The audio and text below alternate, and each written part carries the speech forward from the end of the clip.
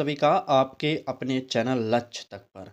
अगर आप अभी सीटेट के ईबीएस के सिलेबस के बारे में नहीं जानते और अभी भी थोड़ा भी प्रैक्टिस सेट नहीं किए हैं, तो यह क्लास एक क्लास मात्र देखना है आपको। जो भी आपके ईबीएस के अंतर्गत पाठ्यक्रम दिए गए हैं, संपूर्ण पाठ्यक्रम का यहाँ हम निचोड़ प्रोवाइड करने वाले हैं। हर चैप्टर से आपको 2 से 3 प्रश्न देखने को मिलेंगे। आप बहुत आराम से देखना और समझते हुए चलना है, क्योंकि यह क्लास आपके पेपर के लिए ब्रह्मास्त्र होने वाली है। ठीक है? तो लेट ना करते हुए पहले हम कुछ प्रश्नों की हाइलाइट और चैप्टर दिखाते हैं किस प्रकार से आज की क्लास होगी। जैसे हम इस क्लास को सेक्शन वाइज बांटे हैं, हर सेक्शन से लगभग 2 से 3 प्रश्न होंगे। जैसे पहला सेक्शन होगा ईवीएस का स्वरूप एवं उद्देश्य, यहाँ से हम आपको 2-3 प्रश्न करा देंगे। उसके बाद अगला सेक्शन बी वाला स्टार्ट होगा, ईबीएस एवं निर्माणवादी दृष्टिकोण, यहाँ से भी हम आपको 2 से 3 प्रश्न कराएंगे। उसके बाद हमारा तीसरा सेक्शन सी वाला स्टार्ट होगा, ईबीएस में शिक्षण अधिगम प्रक्रिया का। तो इस प्रकार की आज की क्लास होने वाली है। जितने भी लोग पेपर 1 की तैयारी कर रहे हैं, उनसे विनम्र निवेदन करेंगे कि पूरी क्लास को ज़रूर देख लें, क्योंकि यहाँ से आपका हिंदी पेडागोजी तो क्लियर करा ही चुके हैं, ईबीएस पेडागोजी भी क्लियर हो जाएगा। ठीक? चलिए लेट ना करते हुए शुरू करते हैं। और आज का हमारा पहला जो सेक्शन होगा, देख लीजिए, सेक्शन ए में आपको दिखाया जा रहा है ईबीएस का स्वरूप एवं उद्देश्य। यहाँ से प्रश्न देखते हैं। चलिए, ये रहा हमारा पहला प्रश्न। कह रहा है कि ईबीएस को प्राथमिक स्तर पर पढ़ाने का मुख्य उद्देश्य निम्न में से क्या नहीं है। मतलब आप अगर प्राइमरी स्तर पर ईबीएस को पढ़ा रहे हैं, तो इसमें से कौन सा वह ऑप्शन है जो उद्देश्य नहीं होने वाला। ए ऑप्शन कह रहा है कि बच्चे को अपने परिवेश से जोड़ना, बी ऑप्शन कह रहा है कि वैज्ञानिक शब्दावली रटवाना, और सी ऑप्शन जिज्ञासा का विकास करना, और डी ऑप्शन अनुभव आधारित अधिगम। तो यहाँ पर आप हमारे ट्रिक को यूज करिए। साफ साफ दिख रहा है कि यहाँ पर बी ऑप्शन में कह रहा है कि वैज्ञानिक शब्दावली रटवाना। तो रटवाने की बात हम कभी भी सही नहीं मानते हैं, आपको भी पता होगा। और ए ऑप्शन कह रहा है कि बच्चे को अपने परिवेश से जोड़ना, ये हमारा ऑप्शन सही हो जाएगा। और सी ऑप्शन कह रहा है कि जिज्ञासा का विकास, बिल्कुल सही। हमारा प्राथमिक स्तर पर ईबीएस पढ़ाने का यही उद्देश्य होता है कि बालक जिज्ञासा पूर्ण सीख सके। ठीक है? और यहाँ पर जो ईवीएस होगा अनुभव आधारित तो होगा ही, इसलिए ए सी डी जो हमारा ऑप्शन सही होगा उसे हमें काटना पड़ेगा। क्यों काटना पड़ेगा? क्योंकि यहाँ पर निगेटिव उत्तर चुनना है। ठीक है? इसलिए हमारा यहाँ पर बी वाला ऑप्शन सही होगा, वैज्ञानिक शब्दावली रटवाना। हमने आपसे कहा था कि रटवाना कहीं पर भी मिल जाए, कोई भी शब्द आगे पीछे हो, उससे कोई मतलब नहीं है। जहाँ तक देखा जाए तो 99% ऐसा होता है कि वो निगेटिव होता है। ठीक है? तो यहाँ पर तो इस प्रकार के प्रश्नों में तो 100% नेगेटिव ही शब्द होगा। ठीक? चलिए आगे आइए और अगला प्रश्न देखिए क्या कह रहा है। प्रश्न में कह रहा है कि ईबीएस पाठ्यक्रम में स्थानीय से वैश्विक दृष्टिकोण का तात्पर्य है। क्या तात्पर्य है? केवल वैश्विक समस्याओं पर ध्यान देना। बी ऑप्शन कह रहा है कि पहले स्थानीय अनुभव से शुरुआत करना। सी ऑप्शन कह रहा है कि कठिन अवधारणाओं को पहले पढ़ाना। और डी ऑप्शन कह रहा है कि पाठ्य पुस्तक आधारित शिक्षण। चलिए फटाक से कमेंट कर दीजिए और बता दीजिए इस प्रश्न का उत्तर क्या होगा। बात स्थानीय से वैश्विक की जा रही है, तो ए ऑप्शन क्या कर रहा है, देख लीजिए। स्थानीय से वैश्विक बात हो रही, ए ऑप्शन कर रहा है कि केवल वैश्विक समस्याओं पर ध्यान देना। बिल्कुल नहीं, स्थानीय समस्याओं पर कौन ध्यान देगा भाई, इसलिए हमारा ए ऑप्शन गलत हो जाएगा। बी ऑप्शन कह रहा है कि पहले स्थानीय अनुभवों से शुरुआत करना, बिल्कुल ये हो सकता है। सी ऑप्शन कह रहा है कि कठिन अवधारणाओं का पहले पढ़ाना, बिल्कुल नहीं, यहाँ पर कठिन शब्द ही निगेटिव हो जाएगा। ठीक है? इसलिए हमारा सी ऑप्शन गलत होगा। डी ऑप्शन कह रहा है कि पाठ्य पुस्तक आधारित शिक्षण, बिल्कुल नहीं, यहाँ पर इतना इंपॉर्टेंट नहीं होगा। जो इंपॉर्टेंट होगा वह होगा क्या इंपॉर्टेंट, बिल्कुल पहले स्थानीय अनुभवों से शुरुआत करना। समझ गए? तो यहाँ पर बी ऑप्शन सही कर लीजिए। चलिए आगे आइए और अगला देखते हैं। अगला सेक्शन यहाँ से हमारा स्टार्ट होगा बी वाला कि ईबीएस एवं निर्माणवादी दृष्टिकोण। यह टॉपिक आपके लिए और इम्पोर्टेंट है। चलिए यहाँ से प्रश्न देखिए, कह रहा है कि ईबीएस में निर्माणवाद का अर्थ है, क्या अर्थ है? ए ऑप्शन कह रहा है कि शिक्षक द्वारा ज्ञान का प्रत्यक्ष हस्तांतरण, बी ऑप्शन कह रहा है कि विद्यार्थी द्वारा अनुभवों से ज्ञान निर्माण, और सी ऑप्शन पाठ्य पुस्तक को केंद्र में रखना, और डी ऑप्शन मूल्यांकन को प्राथमिकता देना। चलिए, फटाक से बता दीजिए इस प्रश्न का उत्तर कौन सा होगा। अगर क्लास अच्छी लग रही हो तो लाइक कर दीजिए, चैनल को सब्सक्राइब नहीं किए तो कर लीजिए, क्योंकि यहाँ पर टीचिंग एग्जाम के साथ साथ आपको सभी कंपटीशन एग्जाम की तैयारी फ्री में कराई जाती है। ठीक, आइए प्रश्न देखते हैं। क्या पूछा, क्या गया था? ईबीएस में निर्माणवाद का अर्थ। देखिए, मूल्यांकन को प्राथमिकता देना कभी भी निर्माणवाद का अर्थ नहीं होगा, इसलिए डी ऑप्शन काटेंगे। और पाठ्य पुस्तक को केंद्र में रखना, बिल्कुल नहीं। पाठ्य पुस्तक को जहां पर भी केंद्र में रखा जाएगा वहां पर तो पाठ्य पुस्तक केंद्र शिक्षा हो जाएगी, इसलिए हमारा बी ऑप्शन अभी बाद में, पहले सी ऑप्शन काटिए। ठीक है, क्योंकि हमारा केंद्र जो होगा वह बालक ही होगा। बालक के अकॉर्डिंग हमें पाठ्यक्रम, बालक के अकॉर्डिंग कक्षा का वातावरण और जो भी वहाँ का वातावरण है उस प्रकार से बनाना पड़ेगा जिस प्रकार से बालक है। ठीक है, इसलिए बी ऑप्शन हमारा उत्तर सही हो सकता है। क्यों? क्योंकि यहाँ पर पूछा गया था कि विद्यार्थी द्वारा अनुभव से ज्ञान, तो यहाँ पर विद्यार्थी के अनुभव से ज्ञान की प्राप्त कर रहा है, इसलिए हमारा उत्तर बी वाला ऑप्शन सही हो जाएगा। जितने भी लोग शिक्षक द्वारा ज्ञान का हस्तांतरण बता रहे हैं, बिल्कुल नहीं, निर्माणवाद का अर्थ यह नहीं होता है। समझ गए ना? तो चलिए, समझ गए तो आगे बढ़ते हैं और अगला प्रश्न देखते हैं। कहा जा रहा है कि निम्न में से कौन सा कथन निर्माणवादी ईबीएस शिक्षण के विरुद्ध है? बात विरुद्ध की जा रही है, यानी कि नेगेटिव शब्द आपको चुनना है। ए ऑप्शन कह रहा है कि बच्चे की पूर्व अवधारणाओं का उपयोग, बी ऑप्शन कह रहा है कि चर्चा व संवाद पर बल, सी ऑप्शन एक सही उत्तर पर जोर, और डी ऑप्शन सक्रिय सहभागिता। चलिए, प्रश्न संख्या 4 का उत्तर कमेंट बॉक्स में बताना है, सही कौन सा होगा। चलिए, बिल्कुल। देखिए, निर्माणवाद ईवीएस शिक्षण के उद्देश्य के विरुद्ध कौन-सा होगा, ये आपसे पूछा जा रहा था ना। ये ऑप्शन क्या कह रहा है कि बच्चे की पूर्व अवधारणाओं का उपयोग, बिल्कुल सही, पूर्व अवधारणाओं का उपयोग होना चाहिए, यह हमारा ऑप्शन सही है।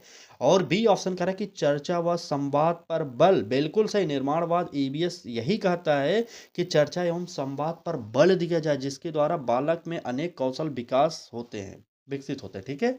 चलिए, और सी ऑप्शन कह रहा है कि एक सही उत्तर पर जोर, बिल्कुल नहीं। सक्रिय सहभागिता, बिल्कुल, यह हमारा सही होगा।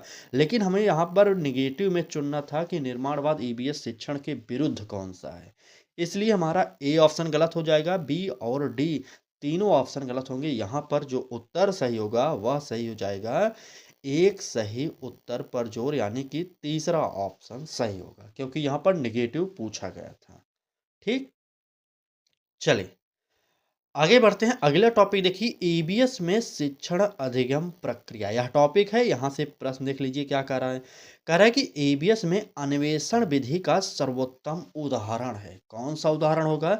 शिक्षक द्वारा व्याख्यान होगा, प्रश्नोत्तर अभ्यास होगा, बच्चे द्वारा स्वयं अवलोकन होगा, या गृह कार्य देना होगा।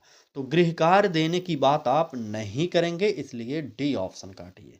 ठीक है, और ए ऑप्शन कह रहा है कि शिक्षक द्वारा व्याख्यान, बिल्कुल नहीं, यह व्याख्यान नहीं करना है, ए ऑप्शन को भी हम काट देंगे।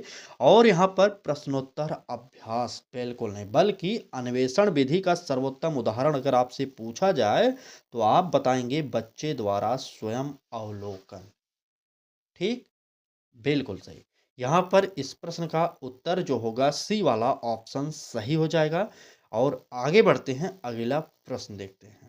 चलिए, कह रहा है कि प्राथमिक ईवीएस में प्रयोग आधारित शिक्षण का मुख्य लाभ है। क्या लाभ है? समय की बचत होगा, रटने में आसानी, बिल्कुल नहीं, अस्थाई अधिगम, या परीक्षा में अच्छे अंक। हमने आपसे बताया था ना कि रटना, जहां पर भी शब्द आ जाए वह निगेटिव होता है, इसलिए हमने बी ऑप्शन को काट दिया।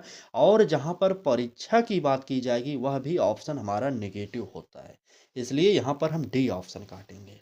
अब आपको बताना है ए या सी। चलिए, फटाक से कमेंट करिए और बताइए उत्तर कौन सा सही होगा। चलिए, बिल्कुल सही। देखिए, हमने एक शब्द और बताया था कि जहाँ पर समय की बचत की जाए, जहाँ पर समय व्यर्थ किया जाए, समय गँवाया जाए, तो इस प्रकार के अगर ऑप्शन मिलता है तो तुरंत काटिएगा। यहाँ पर ए ऑप्शन ऐसा ही मिला, इसलिए हमें ए ऑप्शन काटना पड़ेगा। अब हमारा उत्तर जो होगा सी वाला ऑप्शन सही होगा, अस्थायी अधिगम की। ठीक? चलिए। आगे बढ़ते हैं और देखते हैं अगला टॉपिक का क्या रहा है। कह रहा है कि ईबीएस में गतिविधियां एवं परियोजना कार्य बहुत ही इंपॉर्टेंट है, क्योंकि सभी सब्जेक्टों को सिखाने के लिए हमें गतिविधियों का प्रयोग करना पड़ता है क्लास में, क्योंकि बालक छोटा है इसलिए। ठीक। आइए प्रश्न देखिए, कह रहा है कि ईबीएस में परियोजना कार्य का प्रमुख उद्देश्य है। क्या उद्देश्य है? ए ऑप्शन कह रहा है कि पाठ्यक्रम जल्दी पूरा करना। बी ऑप्शन कह रहा है कि सामूहिक अधिगम को बढ़ावा देना। सी ऑप्शन कह रहा है कि केवल लेखन कौशल विकसित करना। और डी ऑप्शन मूल्यांकन सरल बनाना। चले, प्रश्न का उत्तर कौन सा होगा जल्दी से बताएंगे सभी लोग। बिल्कुल, पाठ्यक्रम जल्दी पूरा करना बिल्कुल नहीं, गलत हो जाएगा। मूल्यांकन सरल बनाना बिल्कुल नहीं, परियोजना कार्य का यह उद्देश्य नहीं होगा। हमने आपको एक शब्द और बताया था कि आपको सीटेट के ऑप्शनों को ध्यान से पढ़ना पड़ेगा, क्योंकि वहां पर कभी कभी चारों ऑप्शन सही होते हैं, लेकिन वहां पर भी हमें सबसे बेस्ट ऑप्शन चुनना पड़ता है। ठीक है, इसलिए हमारा ए और डी उत्तर नहीं होगा। चलिए, बिल्कुल, यहाँ पर केवल लेखन कौशल विकसित करने की बात कर रहा है, इसलिए हमारा सी वाला नहीं होगा, बल्कि यहाँ पर बी वाला होगा, सामूहिक अधिगम को बढ़ावा देना, ये सबसे बेस्ट होगा। ठीक? नोट करिए और आगे बढ़ते हैं, अगला प्रश्न देखते हैं। चलिए, प्रश्न में कह रहा है कि स्कूल गार्डन गतिविधि ईवीएस में किस प्रकार का अधिगम बढ़ाती है। स्कूल गार्डन की बात कर रहा है। ए ऑप्शन अमूर्त, बी ऑप्शन मौखिक, सी ऑप्शन अनुभवात्मक और डी ऑप्शन स्मृति आधारित। चलिए, प्रश्न संख्या 8 उत्तर बता दीजिए जल्दी से, कौन सा सही होगा। बिल्कुल, प्रश्न संख्या 8 का उत्तर जितने भी लोग अनुभवात्मक यानी कि सी ऑप्शन बता रहे हैं, उन्हीं का उत्तर सही होगा। ठीक है? बिल्कुल, यहाँ पर सी वाला ऑप्शन सही हो जाएगा। 1 मिनट, क्या बोल रहे हैं आप लोग? ठीक तो है? प्रश्न संख्या 7 का बी ऑप्शन बताया था ना, तो बी ऑप्शन सही होगा। चलिए, बी ऑप्शन सही होगा। 8 हो गया ना? आगे बढ़ते हैं और अगला टॉपिक यहाँ से देखिए, ईबीएस एवं मूल्यांकन। ईबीएस में मूल्यांकन से क्या प्रश्न बन सकता है, ये देख लीजिए। इस क्लास को अधिक से अधिक लोगों तक शेयर जरूर करिए, क्योंकि यह क्लास अभी तक आप ईबीएस पेडागोजी के बारे में नहीं जानते थे, तब भी आपके लिए आखिरी ब्रह्मास्त्र होगा। क्योंकि यहाँ पर हम पहली बार ऐसा कोशिश कर रहे हैं कि आपको टफ वाले प्रश्न, वो भी चैप्टर वाइज प्रोवाइड कर रहे हैं। इससे पहले हमने चैप्टर वाइज क्लासेस कराई है, लेकिन इस प्रकार के टफ वाले प्रश्न अभी तक नहीं कराया गया है। ठीक, तो जुड़े रहिए हमारे साथ और बेहतरीन तैयारी करते रहिए। पूरी क्लास को देखना है आप सभी को। ठीक है, ईबीएस में सतत एवं समग्र मूल्यांकन का तात्पर्य है। क्या तात्पर्य है? केवल वार्षिक परीक्षा, केवल मौखिक परीक्षा, अधिगम के दौरान मूल्यांकन, केवल लिखित परीक्षा। तो हमारा ट्रिक यहाँ पर काम कर रहा है। केवल केवल शब्द देखते ही तुरंत भी गलत कर सकते हैं। ठीक है, बिल्कुल, जहाँ पर भी सतत एवं समग्र मूल्यांकन की बात करें, वहाँ पर एक बात ध्यान रखना कि अधिगम के दौरान मूल्यांकन होना चाहिए। ऐसा नहीं कि वर्ष के अंत में मूल्यांकन हो, 6 महीने पर मूल्यांकन हो, वर्ष के अंत की बात हो चुकी है, महीने के अंत में मूल्यांकन हो, बिल्कुल नहीं। बल्कि पढ़ाई के दौरान मूल्यांकन करना ही सबसे बेस्ट होता है। तो यहाँ पर उत्तर जो होगा अधिगम के दौरान मूल्यांकन हो जाएगा। नोट करिए, तीसरा ऑप्शन सही हो जाएगा। ठीक, चलिए, अगला प्रश्न देख लीजिए क्या कह रहा है। कह रहा है कि निम्न में से कौन सा ईबीएस का उपयुक्त मूल्यांकन उपकरण है। अभी जस्ट मैंने बताया, सबसे बेस्ट जो होगा वही चुनना है आपको। केवल वस्तुनिष्ठ प्रश्न बिल्कुल नहीं, पोर्टफोलियो हो सकता है। केवल दीर्घ उत्तरीय प्रश्न बिल्कुल नहीं, केवल रट आधारित टेस्ट बिल्कुल नहीं। यहाँ पर उत्तर पोर्टफोलियो सबसे बेस्ट हो जाएगा। अगर आप पोर्टफोलियो के बारे में नहीं जानते, तो एक सिंपल सा शब्द जान जाइए कि पोर्टफोलियो वह चैप्टर हो, मतलब कह सकते हैं वह रजिस्टर, मान लीजिए एक जैसे पोर्टफोलियो रजिस्टर होता है, जैसे मानिए। ठीक है, वह होता रजिस्टर होता है जिसमें बालक के समस्त गुण अवगुण सभी चीज़ों का वहाँ पर विवरण लिखा रहता है। एक टीचर बालक के पोर्टफोलियो को देखकर यह जान सकता है कि बालक किस क्षेत्र में कमजोर है, कहाँ पर उसकी क्या कमजोरी है। ये सब जानकर उसकी कमजोरी को दूर कर सकता है और उसे अच्छे तरीके से शिक्षण कार्य करवा सकता है। ठीक, पोर्टफोलियो का सिंपल सा मतलब यही समझिए आप।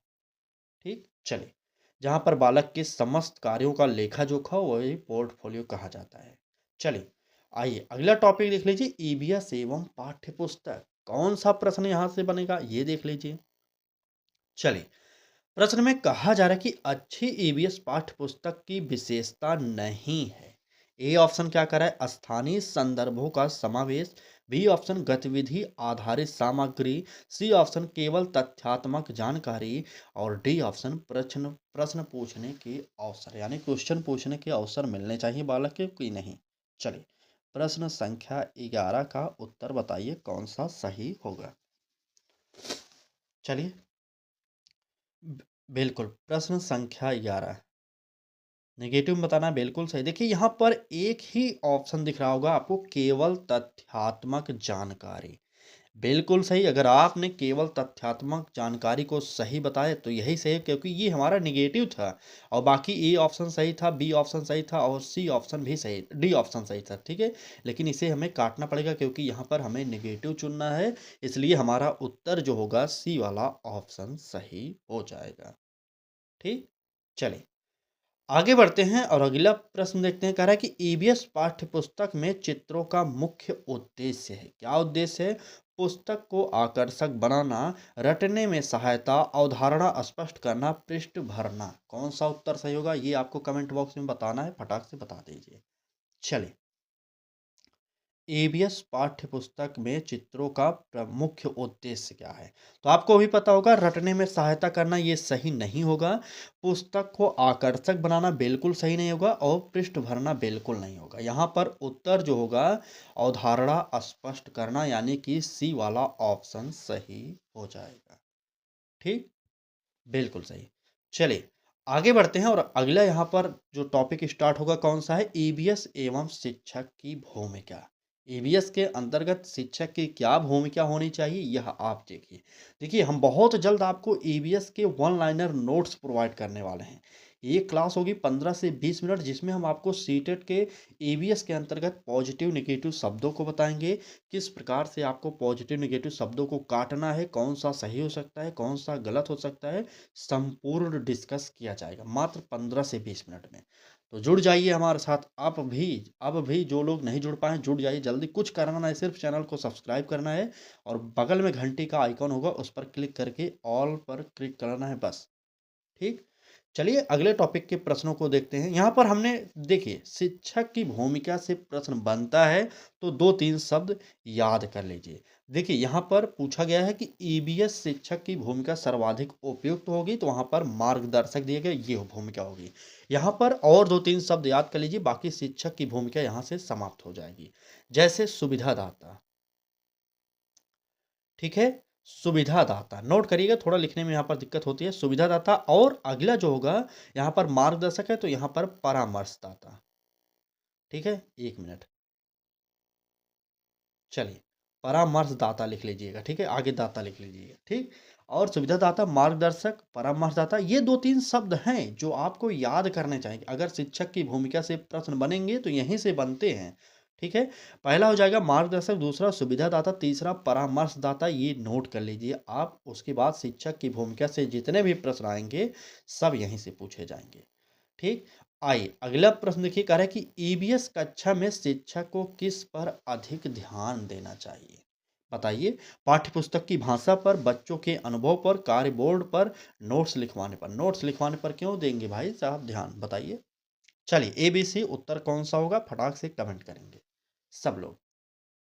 बिल्कुल, पाठ्य पुस्तक की भाषा इतनी इंपॉर्टेंट नहीं होगी, बोर्ड कार्य बिल्कुल नहीं। यहाँ पर बच्चे के अनुभव को सबसे ज़्यादा ध्यान रखना पड़ेगा हमें। एक टीचर के तौर पर बालक के अनुभव का प्रयोग हमें करना पड़ेगा। बालक का पूर्व अनुभव जो होता है उसके द्वारा हम अगर कोई भी गतिविधि या कार्य कराएंगे तो बालक बहुत जल्द सीख जाएगा। इसलिए यहाँ पर इस प्रश्न का उत्तर जो होगा बी वाला ऑप्शन सही हो जाएगा। ठीक, चलिए चलिए भाई साहब, अगला टॉपिक देखिए, ईवीएस एवं बाल केंद्रीयता की बात कर रहा है। ये कुछ टॉपिक हैं जो आपको नहीं मिलेंगे आपके सिलेबस में, ठीक है? क्यों? क्योंकि वहाँ पर सिलेबस के जो टॉपिक दिए गए वहाँ पर भी हम छाँट-छाँट कर लाए हैं, ठीक है? यहाँ पर देखिए, अगर आपको टॉपिक नहीं पता है कि आपके सिलेबस में है कि नहीं, ये प्रश्न देखिए, बाकी आप खुद जान जाएँगे इस प्रकार के प्रश्न पूछे जाएँगे कि नहीं, ठीक है? देखिए, प्रश्न कह रहा है कि बाल केंद्रित ईवीएस शिक्षण का अर्थ है। क्या अर्थ है? शिक्षक केंद्र में, बिल्कुल नहीं। जहाँ पर बाल केंद्रित की बात कर रहा है वहाँ पर बालक ही सब कुछ होगा। यहाँ पर ए ऑप्शन शिक्षक की बात कर रहा था इसलिए हमने काटा। बी ऑप्शन कह रहा है कि पाठ्य पुस्तक केंद्र में, बिल्कुल नहीं। और सी ऑप्शन पर बच्चे की सक्रिय भूमिका, और डी ऑप्शन परीक्षा केंद्र में, बिल्कुल नहीं।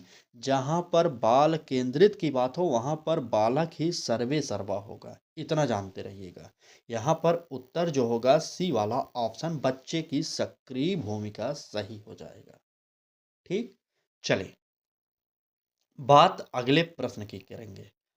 कह रहा है कि निम्न में से कौन सा बाल केंद्रित कक्षा का उदाहरण है? ए ऑप्शन, शिक्षक लगातार बोल रहा है। बी ऑप्शन, बच्चे प्रश्न पूछ रहे हैं। सी ऑप्शन, बच्चे चुपचाप लिख रहे हैं। और डी ऑप्शन, केवल ब्लैक बोर्ड कार्य। बिल्कुल नहीं, ब्लैक बोर्ड कार्य सिर्फ इकलौता हो रहा है तो गलत है। शिक्षक लगातार बोल रहा है इसलिए ए ऑप्शन को भी काटना पड़ेगा, ठीक है? इस हमारा ए ऑप्शन और डी ऑप्शन गलत है। बी और सी में से एक उत्तर होगा, कौन सा बताइए? चलिए, बिल्कुल बी सी में से बच्चे प्रश्न पूछ रहे हैं, बच्चे चुपचाप लिख रहे हैं। अगर चुपचाप लिख रहे हैं तो बिल्कुल नहीं। यहाँ पर अगर बालक प्रश्न पूछ रहा है तो सबसे बेस्ट हो जाएगा बाल केंद्रित कक्षा का उदाहरण ये, ठीक? बी ऑप्शन यहाँ पर सही हो जाएगा। आइए आगे बढ़ते हैं और देखते हैं अगला टॉपिक, ईवीएस एवं समावेशी शिक्षा। समावेशी शिक्षा की एक बात ध्यान रखना है आपको, सभी बच्चों को समान रूप से देखना है आपको। सभी बालक विशिष्ट होते हैं, यह मानना होगा आपको, ठीक है? चलिए, कोई भेदभाव आपको नहीं करना। बाकी समावेशी शिक्षा से प्रश्न सभी सॉल्व कर सकते हैं आप। ईवीएस में समावेशी शिक्षा का आशय क्या है? केवल मेधावी बच्चों पर ध्यान। अभी मैंने जस्ट बताया कि सभी बच्चों पर ध्यान देना है, तो यहाँ पर सिर्फ मेधावी की बात कर रहा है इसलिए ए ऑप्शन गलत हो जाएगा। बी ऑप्शन कह रहा है कि सभी बच्चों की सहभागिता, ये हमारा सही हो सकता है। सी ऑप्शन कह रहा है कि अलग अलग पाठ्यक्रम, बिल्कुल नहीं। और प्रतियोगिता को बढ़ावा देना, बिल्कुल नहीं। यहाँ पर उत्तर जो होगा, सभी बच्चों को समान की सहभागिता प्रोवाइड करना चाहिए, ठीक? बिल्कुल, सभी बच्चे समान की सहभागिता, बिल्कुल। चलिए यहाँ पर बी वाला ऑप्शन, ठीक। देखिए, कोई बच्चा पढ़ने में कमज़ोर है, कोई बच्चा पढ़ने में तेज़ है, आप उससे कोई मतलब नहीं रखेंगे, ठीक है? पढ़ने में जो कमज़ोर हो उसे कुछ नई गतिविधि कराएँगे, वहाँ पर कुछ और सिखाएँगे, पढ़ाई भी कुछ दूसरे तरीके से कराएँगे ताकि वह सीख सके। ऐसा नहीं कि उस बच्चे को हटा दें, बिल्कुल नहीं। क्लास में बैठाकर एक छत के नीचे कमज़ोर बच्चों को, तेज़ बच्चों को, सभी को पढ़ाना है आपको, ठीक है? समावेशी शिक्षा यही कहती है। आइए आगे बढ़ते हैं और देखते हैं हमारा अगला प्रश्न क्या कह रहा है। कह रहा है कि विशेष आवश्यकता वाले बच्चों के लिए ईवीएस शिक्षण में क्या आवश्यक है? अलग कक्षा, लचीली शिक्षण रणनीति, कठिन भाषा, अतिरिक्त गृह कार्य। कौन सा होगा उत्तर? कमेंट बॉक्स में बताइए जल्दी से। चलिए, विशेष आवश्यकता वाले बच्चों के लिए ईवीएस शिक्षण में क्या आवश्यक है? कठिन भाषा बिल्कुल नहीं होगा। अतिरिक्त गृह कार्य की बात हम नहीं करेंगे। और एक बात, समावेशी शिक्षा मैंने जस्ट बताया कि सभी बच्चों को समान क्लास में पढ़ाएंगे, तो इसलिए हमारा अलग कक्षा की बात ना करके लचीली शिक्षण रणनीति सबसे बेस्ट हो जाएगा, ठीक? बिल्कुल। चलिए आगे बढ़ते हैं, अगला टॉपिक देखते हैं। ईवीएस में, ईवीएस एवं पर्यावरण चेतना की बात कर रहा है, ठीक है? ईवीएस एवं पर्यावरण चेतना। चलिए, बात कर रहा है कि देखिए, ईवीएस के माध्यम से पर्यावरण संरक्षण का सर्वोत्तम तरीका है। क्या तरीका है? परिभाषाएं याद कराना, बिल्कुल नहीं। पोस्टर बनवाना हो सकता है, व्यवहार में बदलाव हो सकता है, परीक्षा प्रश्न पूछना बिल्कुल नहीं होगा, ठीक है? अब आपको इस प्रकार से नेगेटिव शब्दों को काटना चाहिए, क्योंकि अब आपका परीक्षा, समझ रहे हैं ना कितनी नज़दीक आ चुका है, ठीक? चलिए बताइए, बी और सी उत्तर एक होगा, सही बता दीजिए जल्दी से। ठीक, ठीक, एकदम सही। अगर आपने पोस्टर बनवाना को गलत कर दिया तो बिल्कुल सही किया आपने। यहाँ पर व्यवहार में परिवर्तन या बदलाव, यही सबसे बेस्ट ऑप्शन सी सही हो जाएगा। चलिए, अगला प्रश्न देखिए क्या कह रहा है। ईवीएस में अस्थायी विकास का अर्थ है। क्या होगा? संसाधनों का अंधाधुंध उपयोग बिल्कुल नहीं। और भविष्य की चिंता किए बिना विकास बिल्कुल नहीं। अगर आप भविष्य की चिंता बिना किए ही विकास करेंगे तो ये हमारा गलत हो जाएगा। वर्तमान व भविष्य दोनों का ध्यान बिल्कुल सही, यही हमारा उत्तर सी वाला सही हो जाएगा। ठीक। एक बार विनम्र निवेदन फिर से करना चाहेंगे आप सभी से, क्लास को लाइक जरूर करेंगे।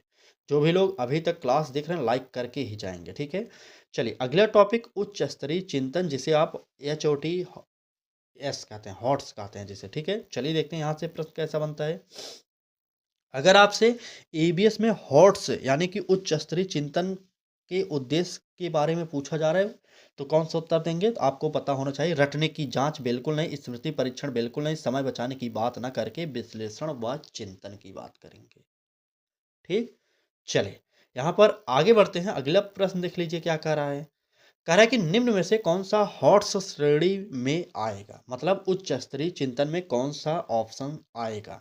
ए ऑप्शन, पौधों की परिभाषा लिखिए, बिल्कुल नहीं। 5 जानवरों के नाम लिखिए, ये हो सकता है। आपके गांव में जल समस्या क्यों है, ये भी हो सकता है। पुस्तक का नाम बताइए, गलत हो जाएगा। बी और सी में से जो सबसे बेस्ट होगा वह आपको अब चुनना है, बताइए फटाक से। चलिए बिल्कुल सही। प्रश्न संख्या 22 का उत्तर बिल्कुल, आपके गांव में जल की समस्या क्यों है ये बताना सबसे बेस्ट उच्च स्तरीय चिंतन के प्रश्न हैं। ठीक है, इसलिए सी ऑप्शन सही करिए। यहाँ पर अगला टॉपिक होगा EBS एवं जीवन शैली। क्या होगा यहाँ से प्रश्न, ये देख लीजिए। चलिए क्लास कैसी लग रही है एक बार बताएंगे जरूर। EBS जीवन कौशल विकसित करता है क्योंकि यह केवल तथ्य सिखाता है, बिल्कुल नहीं। यह वास्तविक जीवन से जोड़ता है, बिल्कुल हो सकता है। यह केवल परीक्षा उन्मुख है, बिल्कुल नहीं। यह रट आधारित है, बिल्कुल नहीं। यहाँ पर देख रहे हैं निगेटिव शब्द कैसे प्रयोग किया गया, इसलिए सभी को हमने फटाक से काट दिया। यहाँ पर उत्तर बी वाला ऑप्शन सही हो जाएगा। ठीक है। चलिए आइए आगे बढ़ते हैं, अगला प्रश्न देखिए क्या कह रहा है। कह रहा है कि EBS में सहयोगात्मक अधिगम से क्या विकसित होता है। प्रतिस्पर्धा होगा, अकेलापन होगा, भय होगा, सामाजिक कौशल। तो यहाँ पर हमने बताया था कि प्रतिस्पर्धा की बात नहीं करना, भय की बात नहीं करना, और अकेलापन भी नहीं करेंगे बात, ठीक है। इसलिए इसको भी काटिए। यहाँ पर उत्तर जो होगा सी वाला ऑप्शन सही हो जाएगा। ठीक। बिल्कुल, EBS में सहयोगात्मक अधिगम से क्या विकसित होता है, तो सामाजिक कौशल विकसित होगा। चलिए अगला टॉपिक होगा EBS का अंतःविषयक स्वरूप क्या है। ये हमारा प्रश्न देखिए। कह रहा है कि EBS को अंतःविषयक विषय कहने का कारण है। अंत विषयक बताइए। ए ऑप्शन, यह केवल विज्ञान है, बिल्कुल नहीं। बी ऑप्शन, यह केवल सामाजिक विज्ञान है, बिल्कुल नहीं। यह कई विषयों को जोड़ता है, बिल्कुल, यही हमारा सही हो जाएगा। ठीक। तो यहाँ पर इस प्रश्न का उत्तर जो होगा सी वाला ऑप्शन सही हो जाएगा। नोट कर लीजिए और आगे बढ़ते हैं, अगला देखते हैं प्रश्न क्या कर रहा है। तो ये रहा आज की यह मैराथन क्लास। मैराथन क्लास आपको कैसी लगी कमेंट बॉक्स में ज़रूर बताना है। जितना भी समय परीक्षा के लिए बचा है अभी हम आपको और इस प्रकार की क्लासेज प्रोवाइड कर देंगे। ठीक। फिलहाल आज की इस क्लास को यहीं पर समाप्त करते हैं। क्लास कैसी लगी कमेंट बॉक्स में ज़रूर बताना है आपको। क्लास अच्छी लगी हो तो लाइक कर दीजिएगा। चैनल को सब्सक्राइब नहीं किए तो कर लीजिएगा, और साथ में एक बात और बताना है आपको कि आज की इस क्लास में कितने प्रश्न आपके सही हुए। ठीक। तो चलिए आज की क्लास को यहीं पर समाप्त करते हैं। धन्यवाद।